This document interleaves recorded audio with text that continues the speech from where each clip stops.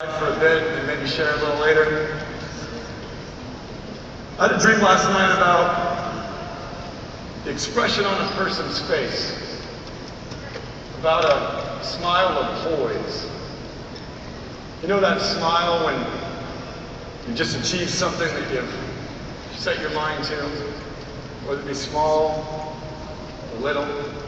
That smile of poise that you have when you just know, even though the people around you don't, that you're going to make it happen no matter what. That smile of poise that gives you an element of truth that only you have. While others are talking, your truth is in silence. Because your truth comes from that smile of poise when you're looking the man in the mirror. I kept thinking about that smile because this weekend we smiled a lot. But I kept thinking about it because I wasn't really focused on what we had done this weekend. I was focused on where we're going. Yes. So I wrote something for you. You're going to have to bear with me because I'm going to read from the page. A critic silenced by a man inspired. The wrong intentions uprooted by the right. The beginnings of reinvention heard in the silence of her thoughts. The smile of poise. The realization that your destiny is your journey. She embraces her fear as he embraces his. At the very end of this event, not a second earlier, or at the moment her head hits the pillow. Tonight, when you wake up in the morning, back on challenge, looking at that man in the mirror. When you get frustrated for the very last time with yourself, that smile of poise, that man inspired, that critic silenced, that man in the mirror will be you. You will first think differently because your thoughts seed actions. Your actions will harvest a new life for you and your family.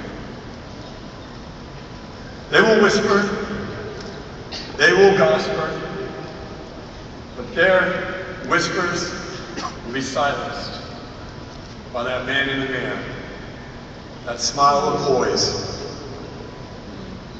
That smile of poise can shift society.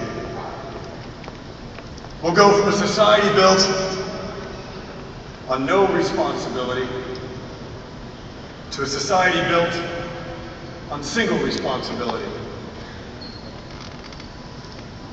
You and only you can lead that woman in the mirror. The culture of our society today is one of entitlement, and it's going to change because of you to a culture of challenge. Woohoo! A simple message will have more impact in this day and age than any political rhetoric that you're about to be exposed to. We all know it's going to be deafening. But that message, that smile of poise, that man in the mirror will be a message heard around the world. That message is not ViSalus. It's not the challenge. It's not our products. It's not our science. It's not me. It's not this speech. It's you. That you're embracing the challenge of life and taking responsibility with each season for your family.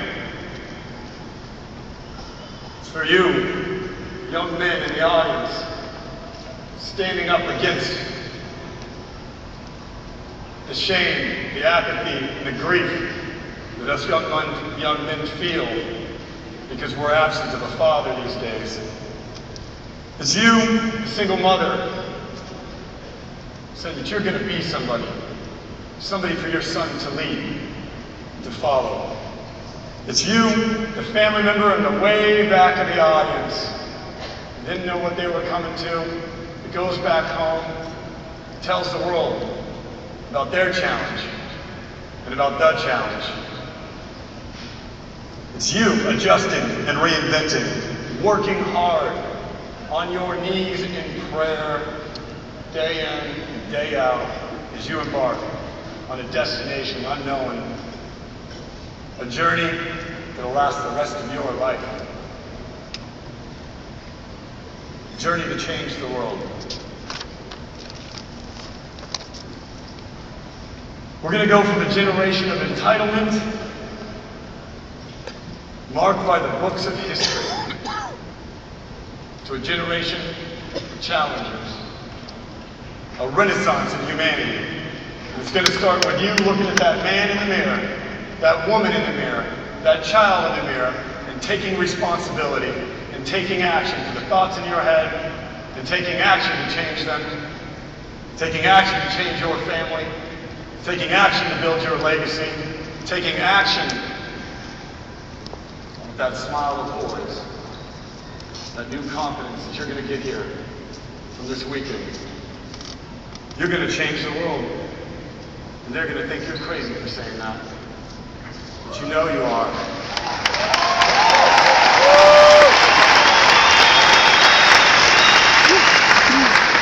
A generation from now, a young mother is going to be teaching her child about a renaissance that hit humanity. Yeah. About a shift from an age that seemed so dark to a renaissance where individuals took responsibility for their health, for their life, for their family, and they quit asking society, what's in it for me? And started contributing back to it.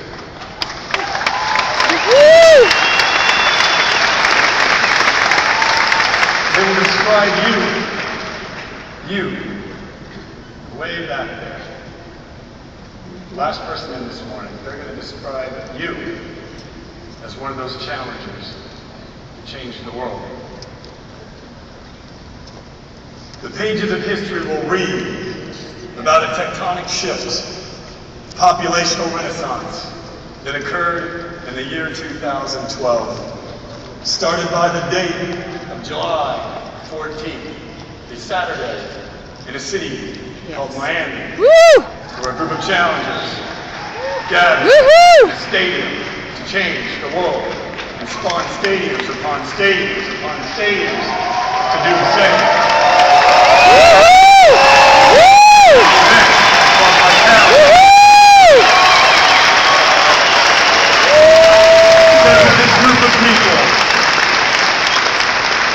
Future will refer to that time and place, that date in time, as a date that forever changed society as we know it.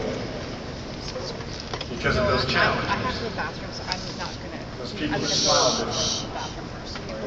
They have that smile for Poise.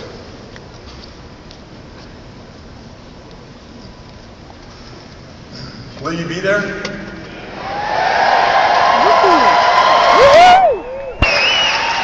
I hope so, because we need you there. Your family needs you there. Your community needs you there. The world needs you there. I need you there. And I need you committed to be there. If you believe in what you've heard this weekend, and it's not over yet, I need you to think, is it possible to change the world just by taking action? I think it is. Yes. Is it possible to change the world by taking responsibility for my health? Yes. It is. Is it possible to change the world by being a role model for my children? And perhaps some children in my community that don't have any role models? Is it possible? My story is one of such. I just spent a few minutes ago with a single mother who shared with me the story about how her son was struggling because of the loss of his father. Yes. Yes. And how she was worried about him. And as I often do, I said, because I felt a connection to that mother, because of my own connection with my mother, I said, I tell you what, I'll meet with him for Oh one my condition. gosh. And one day, he pays it full. He meets with his mother. Woo! I know that mom. He's in a boarding school in Texas. She lives in Washington. He just couldn't handle the death of his dad and his grandmother 2 months later. That actual commitment that I made to her was months back. She told me that she was worried that her son would no longer be able to go to college because the father left. And I have my son in the room here. He's sitting in the front row. It's like he's flirting with girls. So I told the mother, I said, bring your son to our national success training and I'll talk to him. And she worked hard to get him here. And he worked hard to prove to me that he was up to a challenge. To turn his shame and his loss into one of power. And if an 18-year-old boy can do that, can go from having mediocre grades to having straight A's because someone gave him a shot. If a single mother can lead her son to this very day, can you lead yourself and your family to vitality? Saturday, July 14th, 2012. Woo!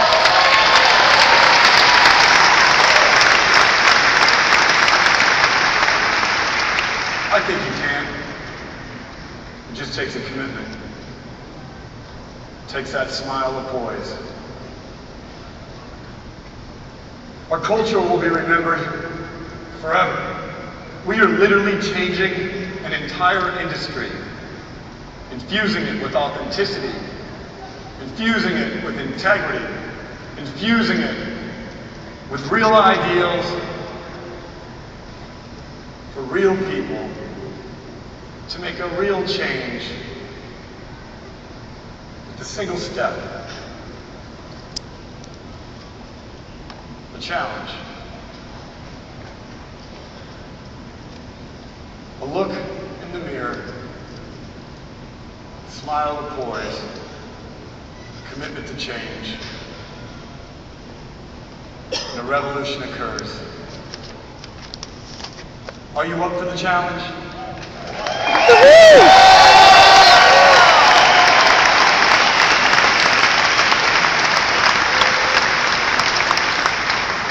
I wrote that at 4 a.m. last night. Because I knew that some of you were going to have so much fun, you were going to forget about the ideas. I knew that some of you were going to be so overwhelmed, you were going to forget about the next single step.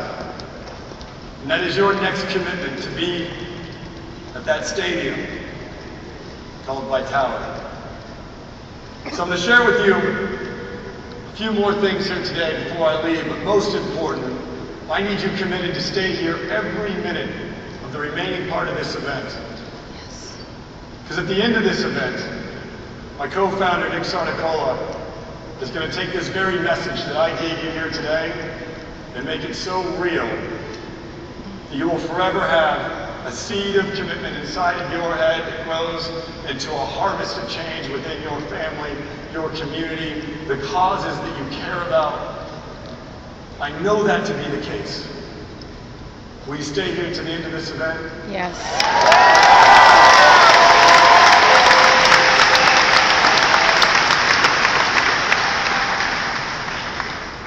As the CEO of this company, I get to think about things like, how will we handle your customers? How will we make sure we service every promoter and family member that you bring to our cause? How will our cause scale around the globe? How will we preserve this culture forever? So that that young mother will have a story to tell 100 years from now, long after we're gone. I've come to realize in this last year, those of you who were here yesterday, I've come to realize that life is precious. And that you have to live every day like it's your last. And that it's not about the destination, it's not about when you'll make millions of dollars, or it's not. It's about the journey. It's about who you took with you. It's about the friends that you have, the moments that you've shared, the times just like you've had today. Do you realize yesterday, today, or for however long you've been here at this event, this will be one of those moments? Because you sat there in the chair right now, or later on, and you were filled in spirit with a commitment to change. Do you realize that you are in that moment right now? We're in that moment. Do you realize you're in that moment?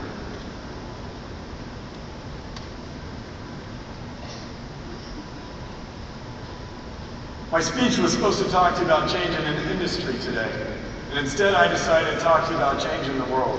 Yes. Because we already changed the industry.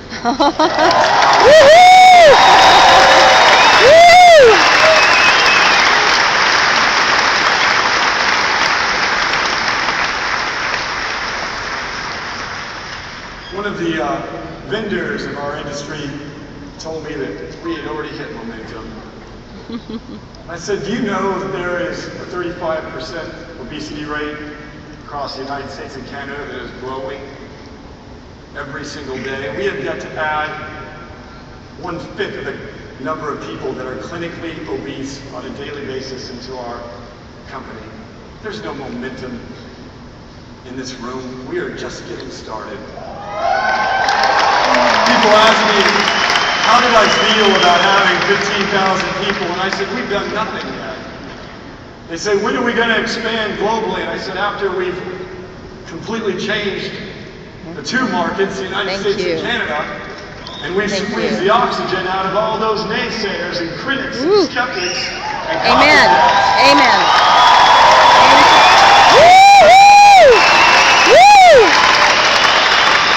When are we going to China? And I said, when there's no longer an obesity problem in America. Woo!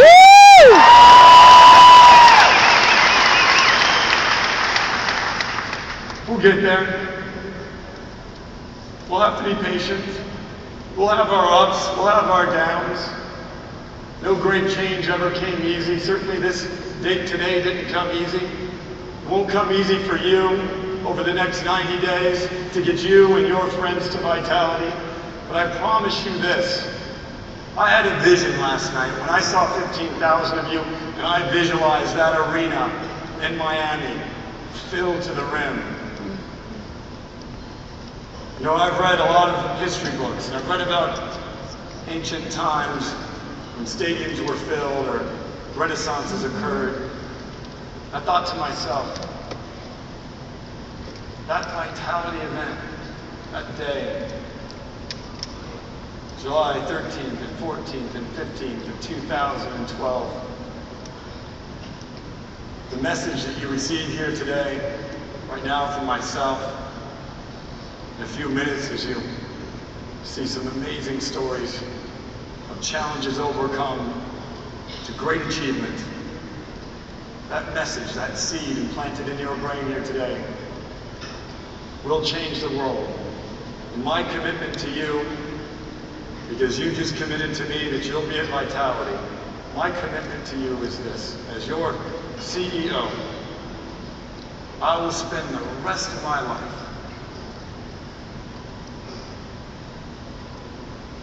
sowing those seeds of change, those challenges, so that my son, his son, can inherit a better world than the one we were left with. Will you join